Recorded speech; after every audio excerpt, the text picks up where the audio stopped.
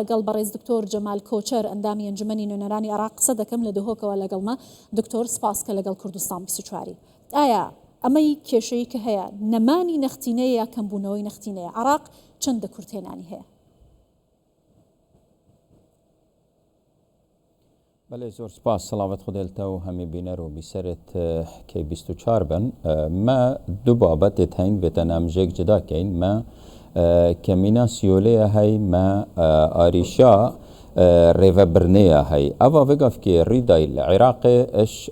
آریشا ریو برنیا سو اداره یعنی ما حکومتك هاي دهات خود زانيتن ديار كرينا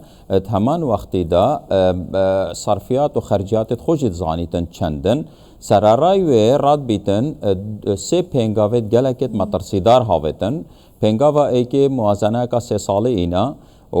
اتوی موازنه دا و عجزا خملان دی بو عجزا کا راسقینه هر سال 64 تریلیون دینار اگر یا بس یا سالا 23 و 24 تلکم کی يعني دبيت جمارة كجلا كامازن كوافرو كدولة عراق بس دوان 3 سالا دا بصاد و سيه و 3 حتى 38 تريليون ديندار بوي بس شوي خالبتنه ما يدوي هاي كو 6000 و تقريبا 300 بروجات راوستياي بون ابي كابينيل قال هاتناوي داس بيكر هر 6000 بيك ودانا شوليل قال وان ابيت كو ات بجا جدا هاتين اوه ولی کر کو تو 6000 پروژه پیک وبدا شولیت وقت کیدا کو زورینا پارتش گازه یا گاز جی دا بزی اوه آریشا دوی بو آریشا سیه دو انتخابات کتنت وان 3 سالا دا انتخابات پارزگاه ها و انتخابات انجمن نینران تظانی بس دوان 3 سالا داش پترش میلیون مرو هاتنا دام مزراندن و موچب هاتنا دانان اش بلی کو ات سالا دیماهی که دان نزیکی يعني بصدها 1000 استثناءات هاتنا كرن وقلق شوانجي بشكي باري هبو بطاطا ترخان كرن باشا كواتا بارگراني سركي سر حكومتي عراق لروي دارایی و آبوریەوە کامانن لەبەرەوەی جەنابەت ئاماژەت بە کۆمەڵێک پرۆژە و هەروەها دامەزراندنی فەرمانبەرانی نوێ کرد لە حکوومەتدا، بەڵام عراق پشت بە نەوت دەبەستێت، پشت بە هەناردەی نەوت دەبەستێت و مەسەرەکیترین بەڵێن خاڵی عراقە لە ڕوویەوەی کە بتوانێت داهاتی ناوخۆی خۆی دابین کات. ئایا لەگەڵ بەرزبوونەوەی نرخی نەوت و هاوکات بەهای دۆلار کاریگەری ناکاتە سەر بودجێ گشتی لە عراق؟ بۆچی بەم شێوازە داڕێژراوە؟ بگومان ایکش اگرم بین چین ناف هیراتیا بابتی دا بله گلک هوکارت هنگو گورانکاری تدا کری ایکشوان بهای دولاریه هر دولارک سعر گازش هفته بیت خاره بجا عراق 4 مليون دولار بكيمي خسارات بيتن طبعا هاتيت بنت شيستي جدا وبشتي انجيب شيستويك وشيستو دو بدرجيا 3 سالا تو اواخر روزانه لكم كي 365 في بونمونه بكيمي تا $7 هاينكو ضرب ويب كي دي بتا باراكي گلك مازن ات نفسي وقتي دا گندلي گلك زيدا بويت بان 3 سالا دا يا ولهاتي وقت سروك وزير گلك بهز نبيتن كوبشتن كنترولا وزير بكات او لان سياسي بكاتن وقف كي اويجي كارتكرناكا گلك مازن هاي اوه يادوي اسيا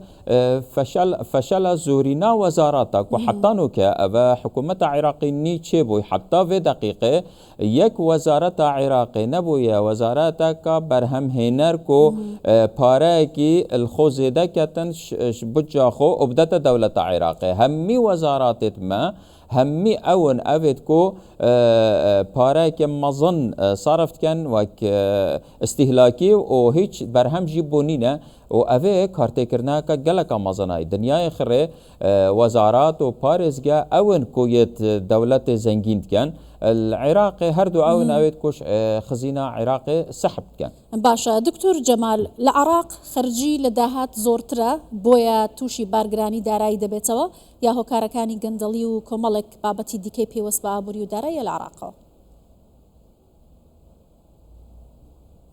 يعني اگرم 2023 بكينا بيفر 2023 دولة عراق دهاتت و 138 تريليون بون خارجية و 158 تريليون بون يعني هر بس اگر خارجي و دهاتتو جيك ببيت 20 تريليون عجزة هي جبليكو او بارداناي بو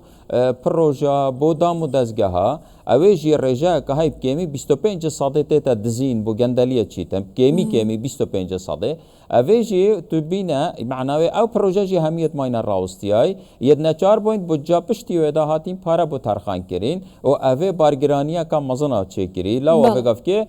تا 30 تریلیون حتی 33 تریلیون بس تایت هین قرضارت قرضة يد بالندارا ومقاول وشركات وكمبانيات بروجه هين اش حكومتي ورقرتين افهميه يعني قرضة وانا وحكومتي نشيايا بدات تنحطانو باشا دكتور جمال كاريگريان بابته چی دبت بتابتي لسر هرمي كردستان لما يرا بردو دابو دابين كردني موچي مانگي قانوني يكم تيف سامي اماجي بو كردبو كا لبر نبوني نختينه وكمبونوي نختينه وان كردو كا معاش نردريت يا موچي فرمانبراني هرمي كردستان نردريت للايك ديكو حكومه عراق كيشي كرتينان وكمبونوي نختيني نيه ام دو فاقيه لنيوان حكومه عراق كاريگريك دكات سر موچي خوراني هرمي كردستان بقشتي فرمانبرانيش العراق يعني وك فرمان برد شوير دست بكين قشتي عراقي الدف السياسي عراقي بابت موچي هلا صورة چونكو اوش هندي ناطرسن بالندار رابن اوش هندي ناطرسن بوان نخمة مثلا بجا وبرهنان نبيتن وزارات بس ببن هندك وزارات توكي كار بريكار بس ما روجانا شولت خبر ببن يا اوش ترسن كو شقام باقيتن شقام جي هنگي دي باقيتن وكيتا نزيكي 10 مليون موچخورة بهمي جورت وهبن و تو موچوان كيا مشكلة وقفكي معناوي هر چارا ايك